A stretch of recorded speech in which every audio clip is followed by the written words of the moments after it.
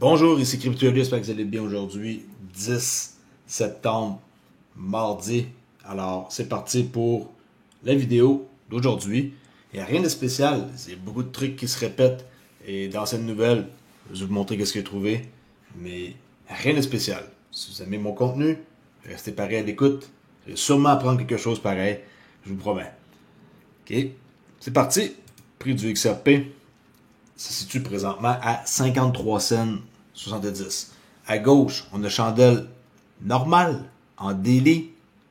Et à droite, chandelle aussi en daily, mais Aikaneshi. Okay, je me sers de ça pour, dans le fond, sortir de mes positions. Okay, un petit secret là.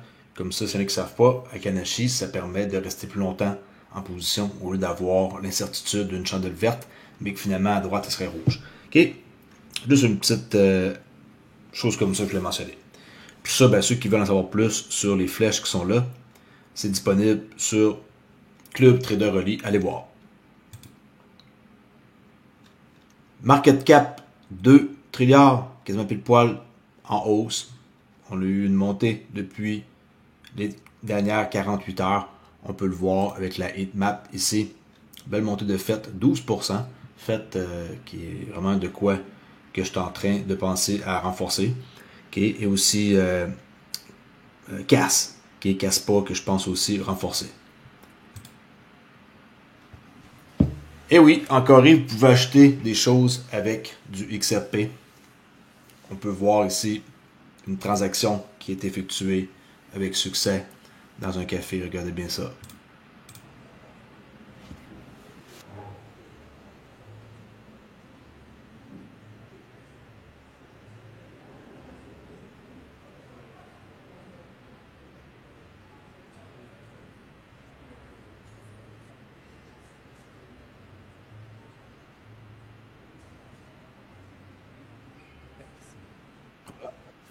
OK?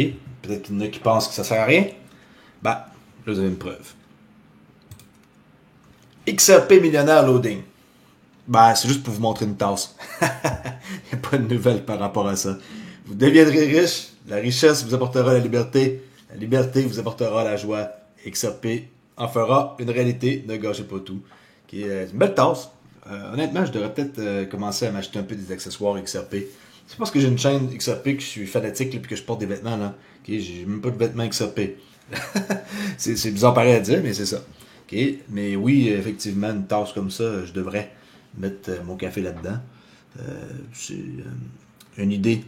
Si vous avez des suggestions, des endroits où je peux me procurer des choses XRP, une belle boutique, un truc, faites-moi ça part dans les commentaires. Je vous l'ai dit, c'est pas parce que j'ai une chaîne que j'ai des posters chez moi là, d'XRP. Là. Okay? Ça veut rien dire. Okay? C'est pas parce qu'on aime quelque chose qu'on doit l'afficher partout. Je m'affiche sur ma chaîne CryptoElise, ça suffit, je vous donne pas l'information. Mais chez moi, si vous viendriez, vous n'allez pas trouver un tapis XRP, un mousepad à souris, un XRP, une casquette, ça, j'ai rien de tout ça. Okay? Juste pour vous mentionner ça, peut-être que vous pensiez autre chose.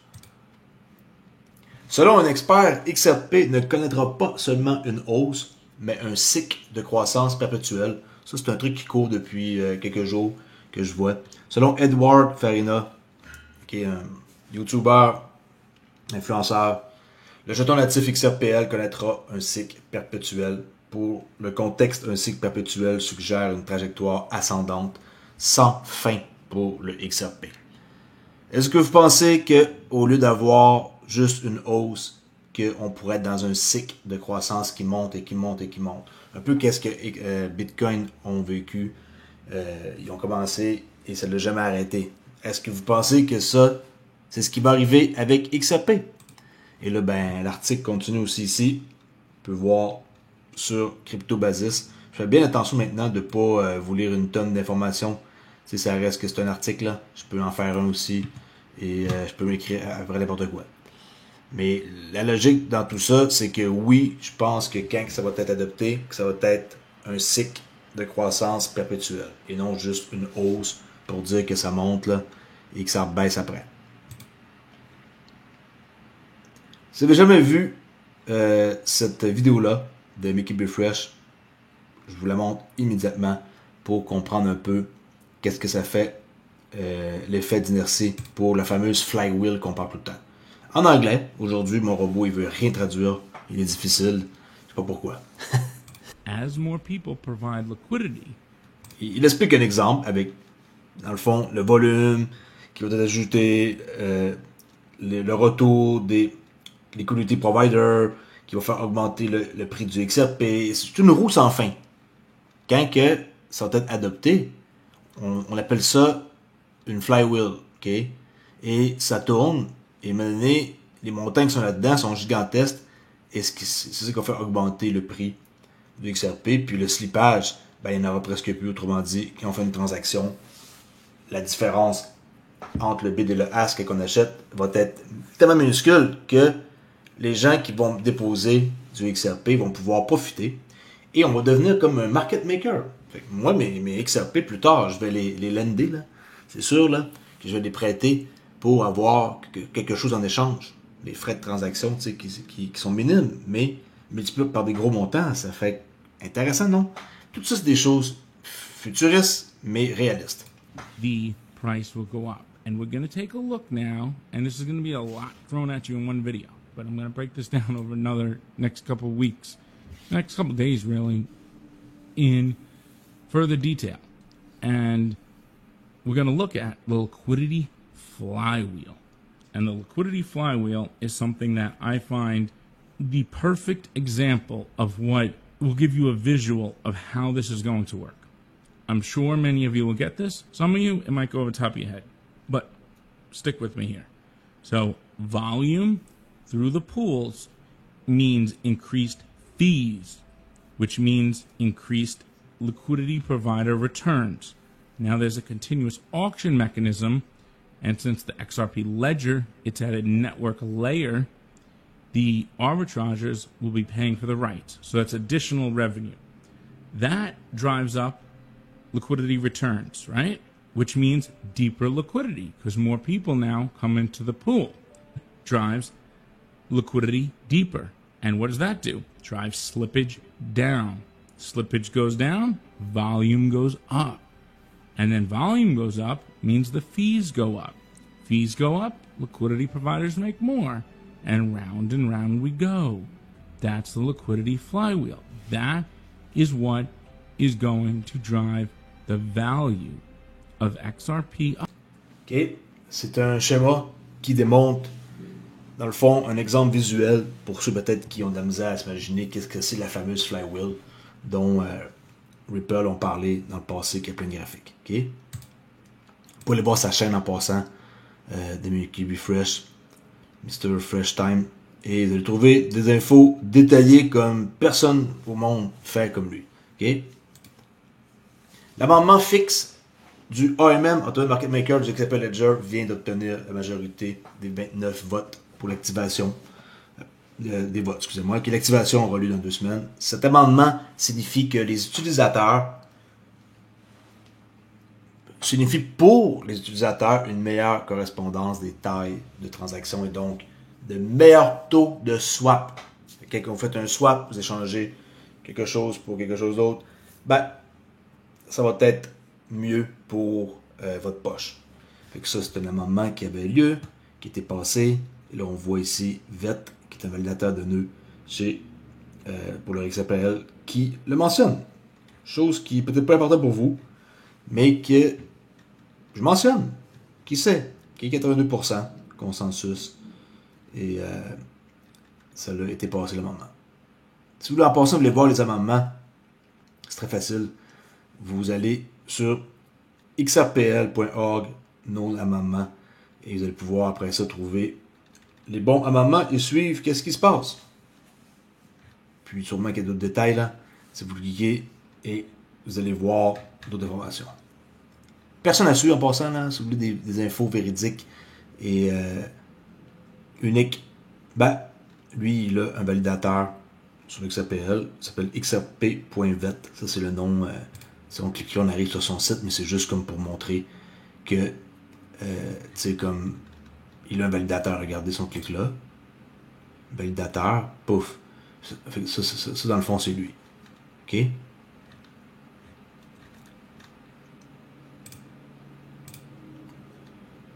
Ah, encore des trucs que moi, j'embarque plus vraiment dans ce genre de choses-là. Qui est le graphique XRP basé sur le cycle précédent, prédit 227$ pour cette période haussière. N'importe qui peut faire ça, là. Je peux vous faire aussi plein de fonds graphiques. Moi, j'ai toujours en tête un chiffre très élevé pour le XRP, qui est dans les 1000$ et plus pour 2030-2032, mais sinon, c'est juste une opinion comme ça. Alors, 5 cents, 3,84, 2,27, 2,27, 227.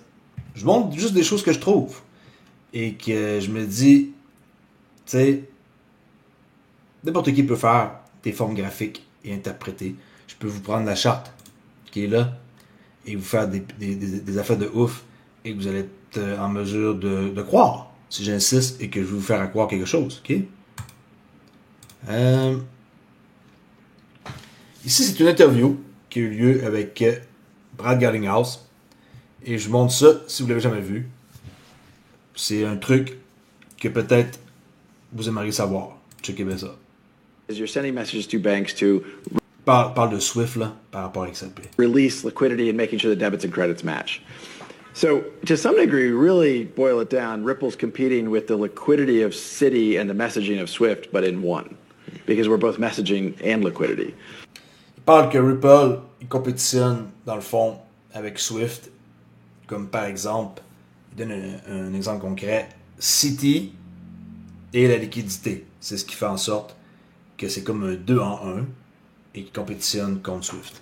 And at the end of the day, again, as I described, Swift was developed 50 plus years ago. It architecturally hasn't really changed. It does remain slow. It remains, days. Bon, ça par exemple, pour ce qui est slow, ok, je comprends, mais ils sont en train aussi d'avoir leur propre truc. Alors, tu sais, des fois, Brad Garlinghouse, il va mentionner des choses qui sont très vieux comme information pour mettre en point sa perspective. Mais tu sais, il faut aussi mentionner qu'ils sont très compétiteurs avec ce qu'ils sont en train d'accomplir, là. Ils vont pas disparaître. Okay? XRP va pas remplacer Swift. Oubliez ça. It does remain, relatively speaking, expensive. And actually, interesting, it's quite error prone. Oui, ça coûte cher présentement, mais ils ont Swift GPI. C'est ça que le monde ne mentionne pas. Ils mentionnent juste les défauts actuels de l'ancien système. Mais ils sont en train de switcher.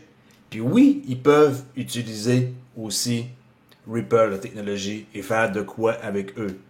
Pas parce qu'ils vont utiliser quelque chose qui ça va être, qui vont remplacer leur système. Ils vont sûrement utiliser leur technologie pour quelque chose. And part of that is just, it's a one-way messaging protocol. So if I fat finger Tassos and I put one S instead of two in the middle, I guess you have three S's, but that will bounce back. They'll say, no, that account name doesn't match that person. On le sait que si on fait une erreur de frappe, que le message se rendra pas. Mais il se base toujours sur des choses que tout le monde sait. That's an error. Now, if you use modern technology, you would get a real time, you're typing in Tassos an account number, you get a real time, okay, does that account match? Oh, I mistyped, I fat fingered that name. So the efficiency, we see, instead of a 6% error rate as reported for Swift, you see, 10 bips of error, so 99.9% effective. So we think these are better technologies that can be applied broadly to the vast majority of, frankly, all of the banking system by selling it as a wholesaler, if you will. And therefore, if we don't compete with the WeChats, WeChat could be a customer of ours. OK. Fait que la morale de ça, c'est que faut faire attention quand même à qu'est-ce qu'on écoute quand que ça sort de la bouche de Brad Garlinghouse ou d'autres personnes, là, je vise pas lui particulièrement, mais souvent, il va comparer par exemple une Ford Focus avec une Ferrari. OK, je comprends qu'est-ce qu'il veut faire, mais la Ford Focus, elle a évolué aussi. C'est plus une Ford Focus. Ils font les modèles sport. Alors, tu sais, en tout cas, vous avez compris ce que je voulais dire. Très vieille vidéo. Regardez quand est-ce qu'il était vraiment big. David Schwartz. XRP versus BTC. Voici ce qui en fait le gagnant. Okay. Voici ce qui fait la gamme. Wow, c'est mal traduit, Barian. Regardez juste ce qu'il va dire. À quoi ça servait au début, Bitcoin, et pourquoi que XRP est différent. This is why XRP had better than Bitcoin. What were you looking to do when you went to Ripple, when you were part of the birth of Ripple? So when we looked at Bitcoin, I think a lot of people in the community thought that the proof of work was like the secret sauce or the magic Qui est Proof of Work, là, c'était pas la sauce secrète de Bitcoin. element in Bitcoin. And what I and a few other people, Jed McCaleb, realized this first, is that, and that was a key. Là, il parle de Jed McCaleb, qu'est-ce qu'il a réalisé avec Bitcoin, et que là, ils se sont dit, il faut qu'on fasse de quoi de mieux. The insight of his that led to the formation of the XRP ledger and ultimately Ripple was his insight that proof of work was not the secret sauce. OK, ça reste que c'est un des cofondateurs pareil, qui s'appelle Ledger, là, Jed McCaleb. The secret sauce of Bitcoin is that all of the state information is public. The ledger is complete. Tout le monde le sait, c'est public. L'information, vous voulez savoir de quoi? C'est public. Vous avez accès à ça, mais il faut comprendre qu'est-ce qu'on lit. Completely public. You can see every transaction, every balance, everything is public. And what that means is that you don't have to take anybody else's word for anything. Like if someone Autrement dit, si quelqu'un vous dit quelque chose, vous n'êtes pas obligé de le croire. Vous pouvez aller vérifier par vous-même sur la blockchain si c'est bel et bien véridique. submits a transaction, you can check if it's valid. You can figure out what it does all by yourself.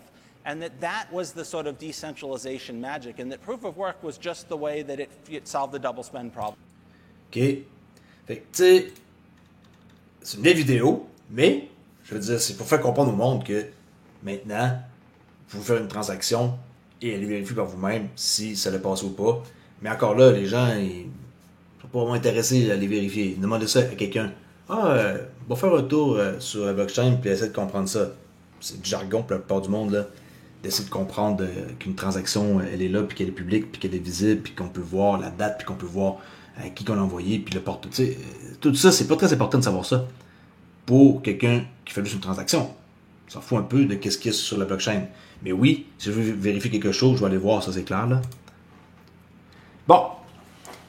Velo Protocol, ça c'est une immense nouvelle, intègre désormais des fonds tokenisés de Build, qui est qui? BlackRock. Ça, c'est soutenu par Securitize. Securitize, Ripple. Alors, dans son stablecoin, le USDV, ça va améliorer pour les transactions, là, la transparence. Et aussi, ça donne des opportunités pour du rendement à plusieurs personnes, à des millions de personnes dans l'Asie du Sud-Est. Alors, Velo, Securitize. Velo, s'il y en a qui ne connaissent pas c'est quoi, allez voir. C'est avec Stellar. Quand même, pareil, on dirait qu'avec cette nouvelle-là, ils ont fait pareil exprès pour dropper le prix. Regardez, en 24 heures. Fait que c'est une opportunité d'achat, c'est ça. Je vais sûrement renforcer ma position aujourd'hui sur Velo. Pour un conseil financier. Fait que recharger, supercharger l'argent à Vélocité. Connecter les entreprises et les particuliers à un pool mondial de fonds pour accélérer la vitesse de l'argent grâce à des services financiers transparents alimentés par le Web3. OK, Echo. Velo. Et je vais vous en parler, parce que je pense que c'est une grosse nouvelle.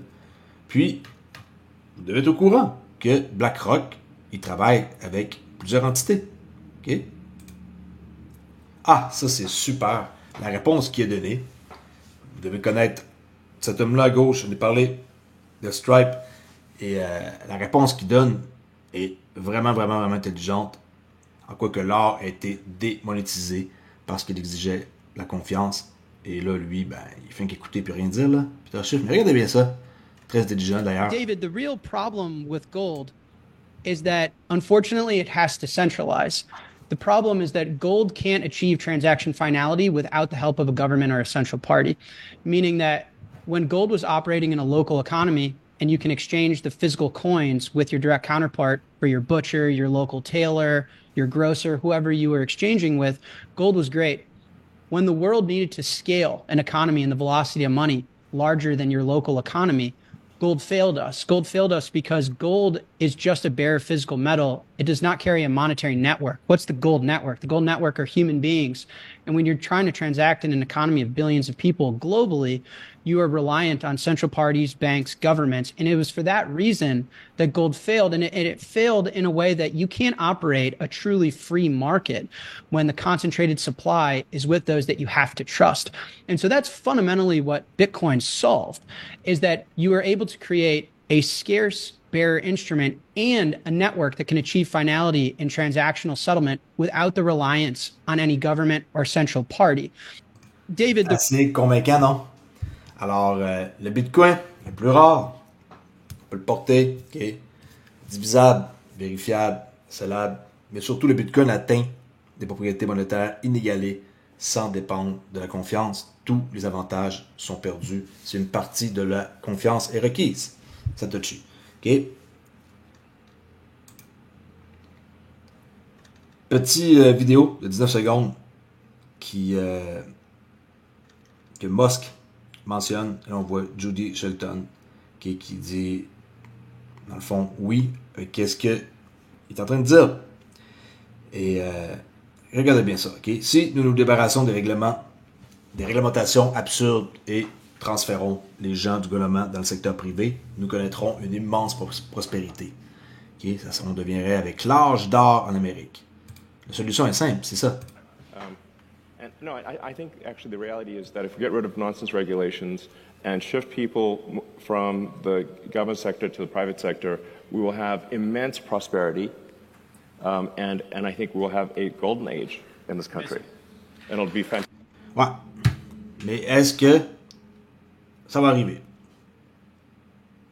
Se débarrasser des réglementations qui n'ont aucun sens, puis transférer les gens du gouvernement dans le secteur privé. C'est facile à dire, hein? C'est très facile à dire, mais c'est pas une personne qui contrôle le monde. C'est bien plus qu'une personne. Et c'est pour ça que c'est compliqué de faire des choses nouvelles, quand ça date de longtemps et que ça fonctionne pour eux. Et pour finir, Trump. Regardez bien ça, 28 secondes, Donald Trump met les choses en avant sur le Bitcoin et la crypto. Il remet ça encore. This onslaught at lower prices, I'm pledging today that in my second term, we will eliminate a minimum of 10 old regulations for every one new regulation. À chaque nouvelle réglementation, on enlève 10 vieilles, OK? We'll be able to do that quite easily, actually. And instead of attacking industries of the future, we will embrace them, including making America the world capital for crypto and Bitcoin. The world capital pour le crypto et le Bitcoin. Capital for crypto and Bitcoin. The world capital for crypto and Bitcoin.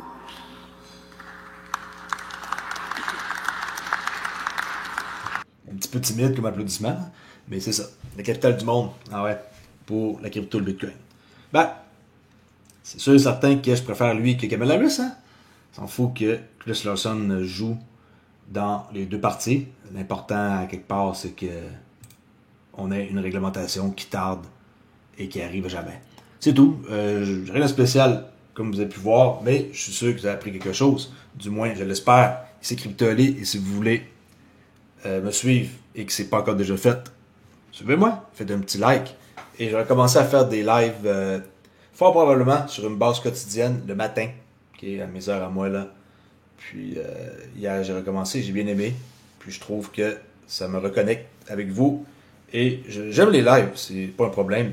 Je vais pouvoir vous montrer une tonne de choses en direct et de pouvoir me poser des questions. Fait que fort probable que à partir de demain, je vais recommencer à faire des lives pas aussi longs que comme hier, là, mais je dirais au moins 1 heure à chaque matin. Je suis capable de consacrer ça pour répondre à vos questions. Sur la chaîne Crypto-Ali. L'autre chaîne, je ne sais pas encore si je fais des lives, mais sur cette chaîne-là, c'est sûr et certain que je vais recommencer à en faire dès demain. Fait que je ne fais même pas d'annonce. Ceux qui vont être là, ils vont être là. Ils vont se connecter, ils vont voir que je suis live. Et je vais commencer à faire des lives et je vais essayer de checker pour mon son, là. Je sais qu'hier, je me suis réécouté un peu et j'ai vu qu'il y avait effectivement mon son un peu faible. Il faut juste que je trouve comment faire pour l'augmenter, là. OBS et moi, ça fait 2. OK? Merci beaucoup pour écouter. Je vous dis à la prochaine vidéo. Ciao!